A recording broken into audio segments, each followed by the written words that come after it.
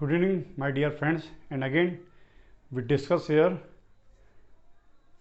Role conflict and role distance, भूमिका दूरी और भूमिका तनाव या भूमिका द्वंद्व के बारे में पढ़ेंगे। जो मैं आपको पूर्व की वीडियो में कह चुका हूँ, ये आने वाले आपके परीक्षाओं में बहुत उपयोगी सिद्ध होने वाले हैं। आइदर इंटर फर्स्ट ईयर के स्टूडेंट पढ़ सकते हैं, ओपन के विद्यार्थी पढ़ सकते हैं, बीए के विद्यार्थी, जो भी लॉकडाउन के चलते परीक्षाएँ होने वाली हैं और उसमें आपको ज़्यादातर ऑप्शनल क्वेश्चन पूछे जाएंगे, बहुविकल्पीय प्रश्न, उसमें बहुत काम आने वाला है। और एमए के विद्यार्थी पढ़ सकते हैं, उनके लिए बहुत काम आने वाला है। नेट और पीसीएस के लिए भी आप तैयारी कर सकते हैं और आपको सही और सटीक जानकारी तथ्यों के साथ में देने का प्रयास यहाँ लगातार कर रहा हूँ। तो आइए अब हम जानते हैं भूमिका दूरी और भूमिका तनाव के बारे में। देखिए, भूमिका दूरी इसको जो दिया था ये इरविंग गॉफमैन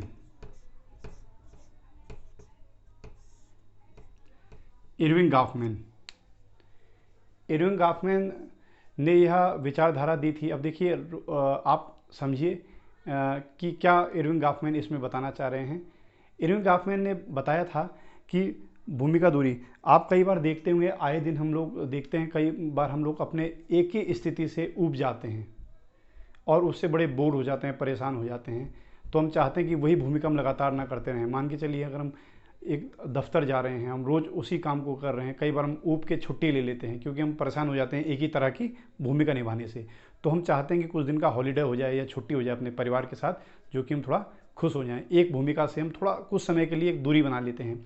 मान के चलिए, कोई मजदूर है, वो महीने के 30 दिन काम कर रहा है, वो चाहता है कि क्यों ना एक दिन मैं छुट्टी बनाऊँ अपने मित्रों के साथ। ऐसे ही कोई बैंक का कर्मचारी है, वो रोज़ कैशियर की पोस्ट पर बैठा है, रोज़ हज़ारों की लेन देन, लाखों करोड़ों की लेन देन करके वो हिसाब कर करके थक चुका है। वो चाहता है कि क्यों ना कुछ दिन की मुझे से राहत मिले और मैं छुट्टी करके एक हॉलीडे में जाऊं या डेस्टिनेशन पे जाऊं, क्योंकि वो उस भूमिका से ऊब चुका है। उसी को तब उसने कहा है भूमिका दूरी, इरविंग गॉफमैन ने।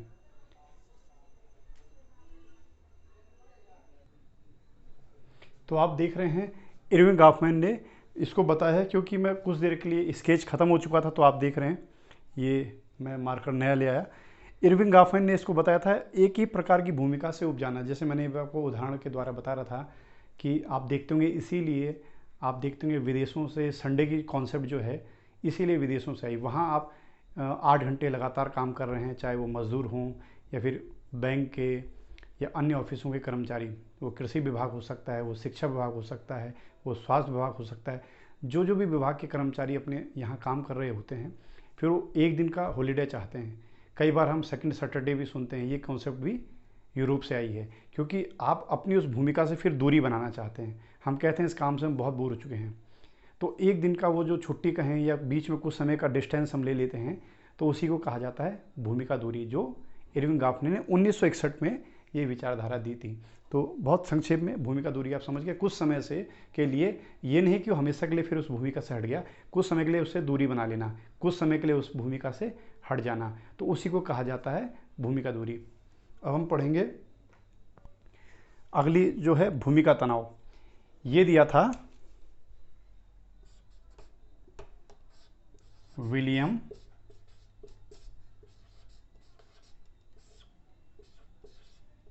गुडे। ये विलियम गुडे ने दिया था, ये इरविंग गॉफमैन ने दिया था।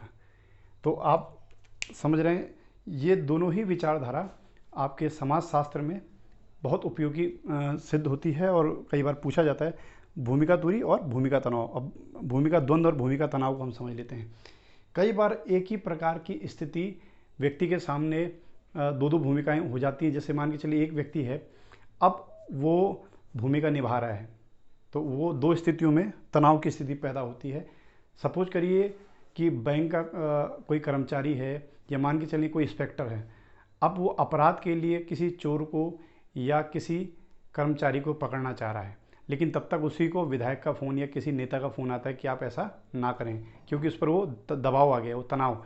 अगर उससे बड़ा कोई नेता है, लेकिन वो अपने इंस्पेक्टर होने के नाते अपनी भूमिका निभाना तो उसका ये है कि आप उस चोर को या उस अपराधी को पकड़ें, लेकिन तब तक उस पर जो प्रेशर आया है वो एक तनाव, एक द्वंद्व की स्थिति उसके लिए पैदा कर देता है कि मैं अपने विधायक या अपने मंत्री का कहना मानूं ना मानूं, वो मेरा प्रमोशन रोक सकता है, वो मुझे ट्रांसफ़र दूसरी जगह कर सकता है। ऐसी स्थिति उसके लिए एक भूमिका द्वंद्व और तनाव की स्थिति पैदा कर देती है, जिसको हम रोल कॉन्फ्लिक्ट कहते हैं। तो विलियम गुडे ने इसके बारे में बताया था। तो एक स्थिति ये हो गई तनाव की। दूसरी स्थिति, एक व्यक्ति के सामने एक ही समय दो भूमिकाएं।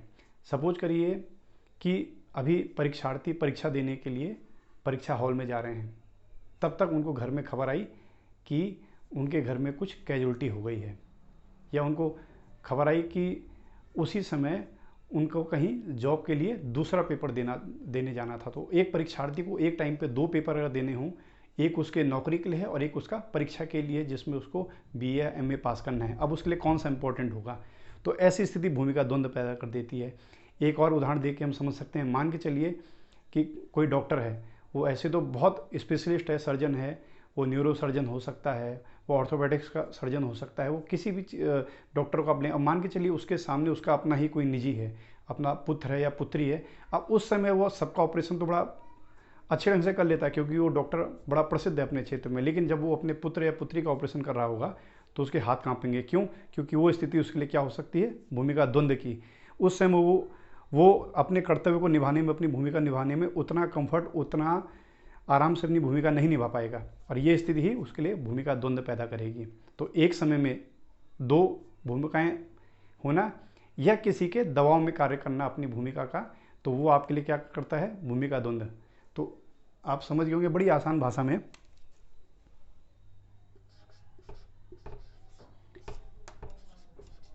एक समय में दो भूमिकाएं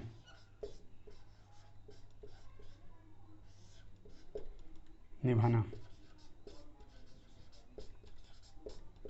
या दबाव में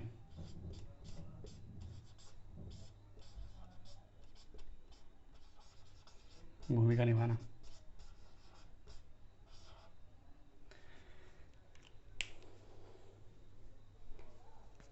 एक समय में दो भूमिका निभाना या दबाव में भूमिका, तो ये किसका उदाहरण है, भूमिका द्वंद्व या भूमिका तनाव का। और आप आए दिन देखते हैं ऐसी स्थितियां आती हैं। तो एक बार हम फिर समझ ले, देखिए रोल डिस्टेंस इरविंग गोफ़ ने दिया था।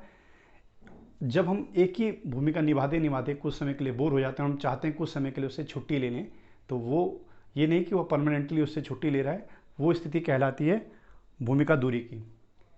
और वहीं भूमिका तनाव की, मान के चलिए आप कोई कार्य कर रहे हैं लेकिन तब तक आप पे एक दूसरा दबाव है, वो दबाव आपको द्वंद्व पैदा कर रहा है, मन में एक अंतर्द्वंद चल रहा है, एक कॉन्फ्लिक्ट सा चल रहा है, तो वो स्थिति हो जाती है भूमिका द्वंद्व की।